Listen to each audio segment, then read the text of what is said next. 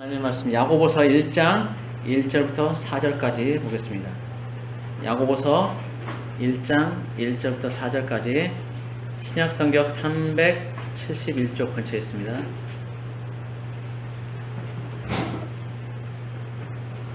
야고보서 1장 1절부터 4절까지 보겠습니다. 다 같이 읽겠습니다. 시작. 하나님과 주 예수 그리스도의 종 야고보는 흩어져 있는 12지파에게 문안하노라. 내 형제들아, 너희가 여러가지 시험을 당하거든 온전히 기쁘게 여기라. 이는 너희 믿음의 시련이 인내를 만들어내는 줄 너희가 알미라. 인내를 온전히 이루라. 이는 너희로 온전하고 구비하여 조금도 부족함이 없게 하려 함이라. 아멘. 자, 오늘 말씀은 인내는 연단은 소망을 이라는 제목으로 보겠습니다. 인내는 연단은 소망을. 자, 야고보는 형제들에게 편지하는 첫머리에 여러가지 시험을 당하거든 온전히 기쁘게 여기라는 말을 합니다. 다른 할 말도 많을 텐데 시험에 관한 얘기를 서두에 꺼냅니다. 왜 그랬을까요? 다른 할 말도 많을 텐데. 자, 예수님의 동생인 사도 야고보가 이 편지를 쓸 당시에는 유대 지도자들의 핍박과 함께 로마의 대대적인 핍박이 시작되었던 때로 보입니다. 그래서 야고보는 1절에서 흩어져 있는 12지파에게 문안한다고 말하고 있는 것입니다. 예수 그리스도를 믿는 사람들은 로마의 핍박을 피해서 이곳저곳으로 뿔뿔이 흩어져 살게 되었고 야고보는 지금 그들에게 편지를 쓰고 있는 것입니다. 그래서 핍박을 피해 흩어져 있는 지체들을 위로하고 있는 것입니다. 예수 그리스도를 믿는다는 이유로 핍박을 받고 있지만, 즉 시험을 당하고 있지만 그것 때문에 두려워하거나 기죽어 있지 말라고 합니다. 오히려 온전히 기쁘게 여기라고 말합니다. 자칫 잘못하면 로마 군병들에게 붙잡혀서 옥에 갇히거나 또는 사자밥이 될 수도 있는데 그런 상황들을 기쁘게 여기라고 합니다.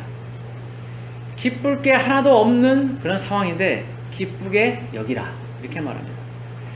그런데 우리는 이와 비슷한 그 상황을 어디선가 본 듯합니다. 사도행전 5장 40절 41절을 보면 이런 구절이 있습니다. 그들이 옳게 여겨 사도들을 불러들여 채찍질하며 예수의 이름으로 말하는 것을 금하고 놓으니 사도들은 그 이름을 위하여 능욕받는 일에 합당한 자로 여기심을 기뻐하면서 공회 앞을 떠나니라. 베드로와 사도들을 통해서 병자들이 치유받는 등 많은 기적들이 나타나고 그로 말미암아 예수님을 믿는 사람들이 많아지자 유대 지도자들은 베드로와 사도들을 붙잡아서 공회에 세웁니다. 그리고 재판을 하는데 사도들에게서 흠잡을 것이 없어 어쩌지 못하고 있었습니다. 그때 가말리엘이라는 바리새인 율법 교사가 이 일이 하나님께로부터 나왔을 수도 있으니까 반대하지 말고 두고 보자 라고 말을 해서 유대 지도자들은 그 말을 듣고 옳게 여겨서 사도들을 그냥 채찍질하고 예수 이름으로 아무것도 말하지 말라고 하면서 협박하고 놓아 주었던 그런 상황입니다. 그런데 이에 대해서 제자들의 반응은 참으로 흥미로웠습니다. 41절에 보면 사도들은 그 이름을 위하여 능욕받는 일에 합당한 자로 여기심을 기뻐하면서 공회 앞을 떠나니라 라고 말하고 있습니다. 예수의 이름을 위하여 채찍질 당하며 능욕받는 것을 기뻐했다는 것입니다. 일반적인 사람들의 입장에서 보면 이해가 안 되는 그런 상황입니다. 내 몸에 채찍을 맞아서 살이 찢어지고 피가 튀는데 오히려 그 모든 것을 기뻐했다는 것입니다. 그런데 이런 일들이 이때 한 번만 있었던 것은 아니었습니다. 사도행전 7장에서 스데반 집사는 사람들의 모함을 받아서 공회에서 재판을 받는데 그곳에서 예수 그리스도에 관한 그 복음을 전하다가 오히려 그들의 분노를 사게 되고 결국 사람들이 던진 돌에 맞아 죽습니다. 그러나 스데반은 죽으면서도 예수 이름 때문에 죽는 것을 억울해하거나 하지 않았습니다. 오히려 자신을 돌로 친 그 사람들의 죄를 그들에게 돌리지 말아달라고 하나님께 기도했습니다. 또 사도행전 16장에서는 사도 바울과 실라가 빌립보에서 복음을 전하면서 귀신 들린 여종에게서 귀신을 쫓아내 주었다가 그 주인으로부터 고발을 당해 매를 맞고 옥에 갇힌 일이 있었습니다. 그 주인은 여종이 귀신 들려 점을 쳐줌으로써 수입이 제법 있었는데 바울이 여종에게서 귀신을 쫓아내버리니 여종이 점을 칠 수 없고 그래서 수입이 없어졌고 그래서 화가 난 주인이 바울과 실라를 관에 고발했던 것입니다. 그런데 25절에 보면 매를 많이 맞고 옥에 갇히고 더더군다나 발에 착고까지 채워져서 힘든 상황 속에서도 바울과 실라는 불평하지 않고 오히려 한밤중에 기도하고 찬송을 했던 것을 볼 수 있습니다. 이들은 세상 사람들의 눈으로 보면 정상이 아닐 것입니다. 이해가 안 될 것입니다. 어떻게 채찍에 맞아 살이 찢어지고 피가 튀고 매를 많이 맞는 상황 속에서 기뻐하고 찬송할 수 있는지 도무지 이해가 안 될 것입니다. 아마 이해를 하려야 할 수 없겠죠. 그러면 우리 자신에게 한번 물어보겠습니다. 우리들 자신에게 물어보세요. 여러분 각자 여러분 같으면 이런 상황 속에서 기뻐하실 수 있겠습니까? 혹시 모르죠. 여기 계신 분들은 모두 믿음이 좋아서 사도들보다 더 기뻐할지도 모르죠. 그렇지만 우리 모두 냉정하게 솔직하게 한번 생각해 보겠습니다. 예수 이름을 증거했다는 이유로 채찍에 맞고 매를 수십 대를 맞았는데 여러분 같으면 기뻐할 수 있겠습니까? 찬송이 나오겠습니까? 아마 하나님께 따져 물을 것입니다. 하나님, 저한테 왜 이러십니까? 하나님, 저하고 뭔 왼수셨습니까? 다른 사람들은 안 믿거나 대충 믿어도 잘들만 살던데 왜 저한테만 이러십니까? 왜 이런 신을 주십니까? 저한테 유감 있으십니까? 우리는 이렇게 말할지도 모릅니다. 또 예수의 이름을 증거했는데 제가 왜 이런 대접을 받아야 합니까? 왜 이런 상황 속에 놓여야 합니까? 왜 이런 고난을 받아야 합니까? 이건 옳지 못합니다. 하나님, 이건 공정하지 못합니다라고 항변할 수도 있을 것입니다. 그렇게 항변한 사람들에게 야고보는 이렇게 말합니다. 이는 너희 믿음의 시련이 인내를 만들어내는 줄 너희가 알미라. 너희가 안다는 거예요. 너희가 안다. 믿음의 시련이 인내를 만들어낸다고 말합니다. 그러니까 다시 말하면 지금 당하는 고난과 시련을 잘 참고 이겨내라는 것입니다. 불평하고 불만을 토로한다고 상황이 변하는 것이 아니니까 잘 참고 견디라는 것입니다.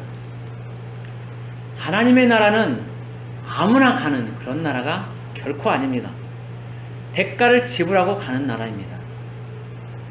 예수님이 이 땅에 사람의 모습으로 오셔서 우리의 모든 죄를 짊어지시고 십자가에서 피 흘려 내 대신 죽으심으로 내 모든 죄를 씻어주신 것을 기억하고 그 사랑에 대한 대가를 지불해야만 합니다. 그렇다고 우리가 무슨 행위를 함으로 하나님의 나라에 들어가는 것은 아닙니다. 우리는 다만 예수 그리스도를 마음의 구세주로 받아들여야만 합니다.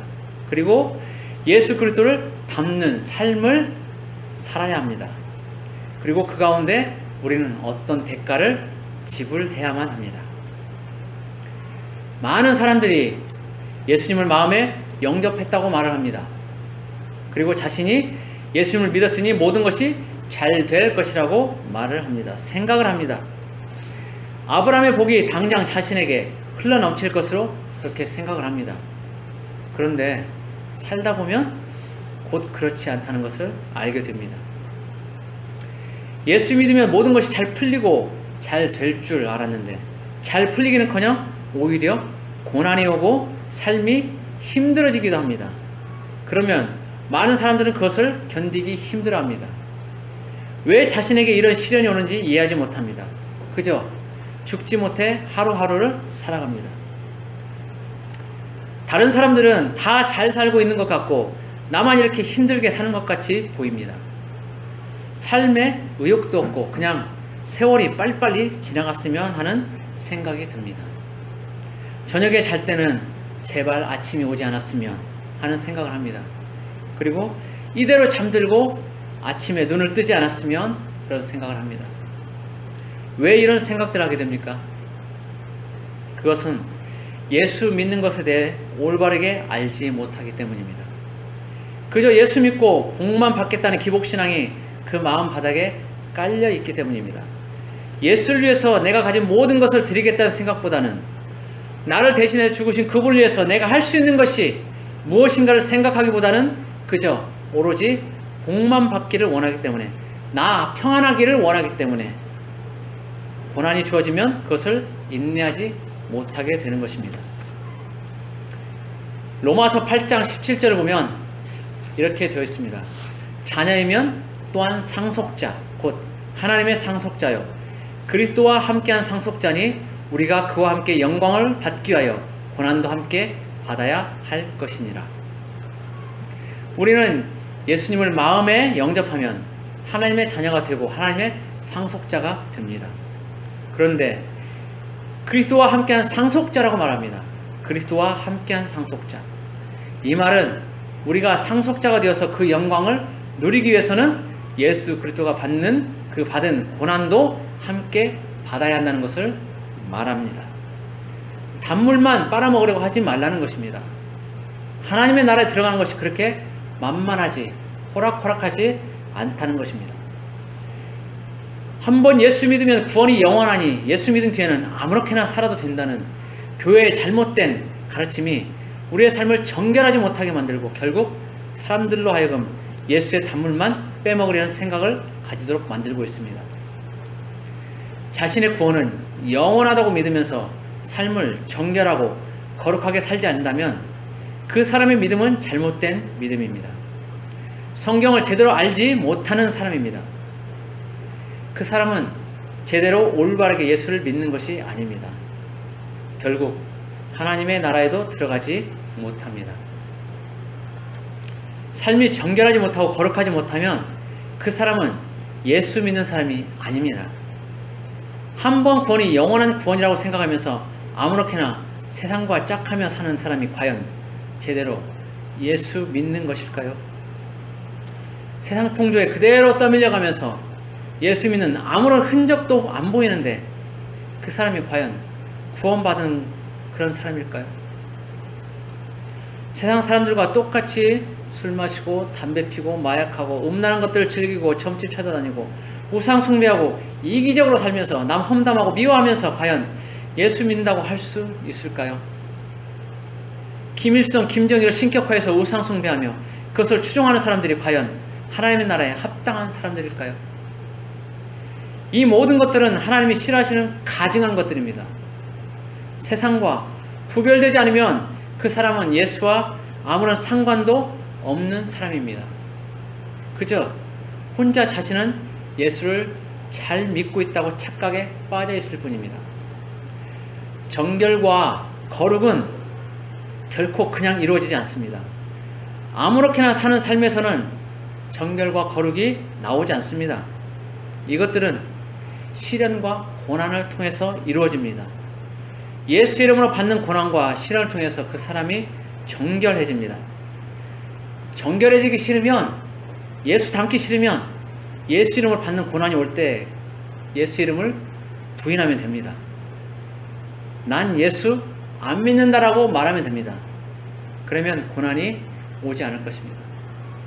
편하게 그 순간을 모면할 수 있을 것입니다. 그 대신 마지막 날에 예수님 오셨을 때 예수님도 그 사람을 부인할 것입니다. 북한에서 예수 믿고 예배드렸다는 이유로 수용소에서 수용되었다가 만기를 채우고 북한을 탈출한 어떤 사람의 간증을 들어보면 수용소에 가기 전에 다시 한번 기회를 준답니다. 너 이 자리에서 예수를 안 믿는다고 부인하면, 그리고 김일성, 김정일을 찬양하면 수용소에 보내지 않고 용서해 주겠다, 살려주겠다라고 그렇게 말한답니다. 그러나 끝까지 예수를 믿는다고 말하면 바로 수용소에 끌려가고 우리가 상상도 할 수 없는 모진 고문을 당하게 된다고 합니다. 결국 그 고문에 못 견뎌서 죽어나간 사람이 부지기수라고 합니다. 지금도 북한 수용소에는 예수를 믿는다는 이유로 갇혀서 모진 고문을 당하는 사람들이 아주 많다고 합니다. 예수 이름으로 고난이 올 때 고난당하기 싫으면 예수를 모른다고 부인하면 됩니다. 예수 안 믿는다고 말하면 됩니다. 그러면 당장은 편하게 지낼 수 있을지도 모릅니다. 그러나 주님 오셨을 때 그 사람은 결코 주님 곁에 있지 못하게 될 것입니다. 내가 너를 도무지 알지 못한다. 불법을 행하는 자들아 내게서 떠나가라. 주님은 주님을 부인한 그 사람을 모른다고 하실 것입니다. 예수님은 마태복음 10장 33절에서 이렇게 말씀하셨습니다. 누구든지 사람 앞에서 나를 부인하면 나도 하늘에 계신 내 아버지 앞에서 그를 부인하리라. 또 사도 바울은 디모데후서 2장 12절에서 이렇게 말하고 있습니다. 참으면 또한 함께 왕노릇할 것이요 우리가 주를 부인하면 주도 우리를 부인하실 것이라. 예수의 이름으로 인한 고난을 잘 참고 견디면 주님과 함께 왕노릇하게 되지만 예수의 이름을 부인하면 주님도 우리를 모른다고 부인하신다는 것입니다. 우리는 우리의 삶에서 사람들 앞에 예수의 이름을 시인하고 증거하고 있습니까? 나는 예수 믿는 사람이라고 당당하게 자신을 드러내고 있습니까? 어떤 사람들은 직장에서나 사람들의 관계 속에서 자신이 교회 다니고 예수 믿는다는 것을 일부러 드러내려 하지 않습니다. 행여나 예수 믿는다는 것 때문에 회사에서 또는 관계 속에서 불이익을 받지 않을까 해서 일부러 말을 하지 않습니다. 이런 사람은 말로는 부인하지 않았어도 삶에서는 부인하는 것이나 마찬가지입니다. 예수 이름을 부끄러워하고 드러내지 않았으니 부인하는 것이나 다름없습니다. 예수님은 마태복음 5장 13절 14절에서 예수님을 믿는 사람들은 세상의 빛이요 소금이라고 했습니다. 빛이 되고 소금이 되라는 것이 아니고 이미 세상의 빛이고 소금이라는 것입니다. 어두운 세상에서 빛의 역할을 다하고 썩어가는 세상에서 소금의 역할을 다 하라는 것입니다. 그런데 이 빛이 자신을 드러내지 않고 이 소금이 짠맛을 내기를 주저한다면 과연 그것이 빛이고 소금이겠습니까? 아무 쓸데없어 밖에 버려지고 사람들 발에 밟혀질 것입니다. 지금 이 땅에 있는 교회들이 이렇게 사람들 발에 밟히는 것은 교회가 빛의 역할, 소금 역할을 다하지 못했기 때문입니다. 그래서 개독교라는 말을 듣는 것입니다. 우리 각자에게 다 책임이 있습니다. 세상의 빛을 비추고 짠맛을 내어서 세상을 바꾸어 가야 할 사명을 가진 사람들이 자신을 숨기고 드러내지 않는다면, 죽기를 각오하지 않는다면 그 사람들은 세상 사람들과 다를 바 없고 또 선도하기보다는 밟혀 흔적도 없이 사라지게 될 것입니다. 이런 사람들은 한낱 가라지에 불과합니다. 결국 심판대에 뽑혀 불에 태워질 것입니다. 8월 7일에 국가 인권정책 기본 계획이 국무회를 통과했습니다. 그 안에는 동성애를 옹호하고 합법화하려는 계획이 있고 교회를 핍박하려는 차별금지법, 이것을 토대로 하는 근간을 삼는 내용들이 담겨 있습니다. 그리고 나라의 주권이 국민이 아니라 사람이라고 말하는 것들이 있습니다. 이것은 이 정부가 헌법을 고쳐서 그것들을 이루려 했다가 그것이 안 되니까 이제 정책으로 시행을 하는 것입니다. 악한 것입니다. 성경에 반하는 것들입니다. 그런데 교회들이 움직이지 않았어요. 큰 교회들이 이것을 막기 위해서 움직이지 않았어요. 그 대가는 반드시 우리가 지불하게 될 겁니다. 교회가 하나님의 뜻대로 나아가지 않고 빛의 역할, 소금의 역할을 다하지 않았다면 분명히 밟혀 쓰러질 것입니다.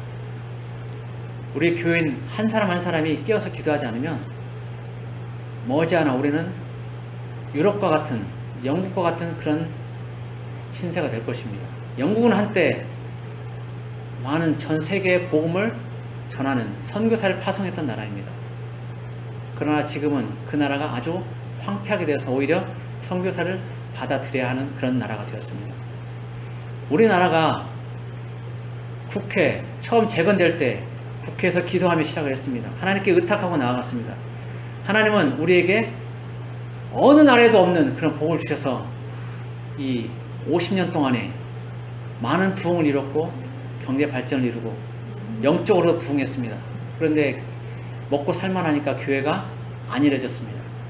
빛의 역할, 소금의 역할을 버렸습니다. 악한 일들을 정부에서 행해도 그것을 내버려 두고 방관하고 있습니다. 그 대가는 우리가 받게 될 것입니다. 그 대가를 받고 싶지 않으면 지금이라도 깨어서 울부짖고 기도해야 될 것입니다. 직장 상사와 동료들이 술을 권한다고 해서 덥석 받아 마시지 말고 난 예수님을 믿습니다. 내 안에는 예수님이 계십니다. 예수님 계시는 곳에 술을 들이붓고 싶지 않습니다. 라고 당당하게 말하시기 바랍니다.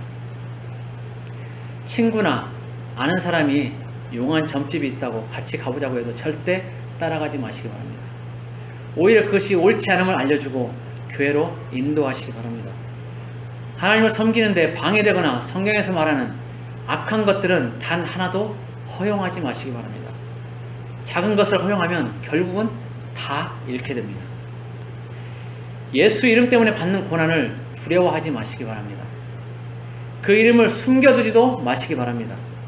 로마서 8장 18절에서는 지금 예수 그리스도로 말미암아 받는 고난이 있다면 그것은 앞으로 우리에게 주어질 영광에 비하면 아무것도 아니라고 합니다. 우리에게 주어질 영광은 우리가 상상할 수 없을 정도로 아주 어마어마하다는 것입니다. 생각하건대 현재의 고난은 장차 우리에게 나타날 영광과 좋게 비교할 수 없도다라고 말하고 있습니다. 이 말씀은 우리에게 큰 위로를 줍니다. 현재의 고난을 이겨낼 힘을 줍니다. 고난이 주어질 때 천국을 소망하면서 힘을 얻을 수 있습니다. 바울이 복음을 전하면서 그 많은 고난을 받았지만 이겨낼 수 있었던 것은 장차 주어질 영광을 바라보았기 때문입니다. 주님 계시는 천국에 소망을 두었기 때문입니다. 우리의 삶에서 정결과 거룩은 그냥 만들어지지 않습니다. 고난을 인내함으로 통과해야만 비로소 삶의 정결함과 거룩함이 나타납니다. 우리는 흔히 예수님을 마음에 영접한다고 말합니다. 그러나 사실 마음뿐만 아니라 우리의 삶에도 영접해야 합니다. 그래야 삶에서 예수의 향기가 나고 삶이 정결하게 됩니다. 우리는 누구나 고난받는 것을 좋아하지 않습니다. 누구나 평탄하게 순탄하게 살기를 원합니다.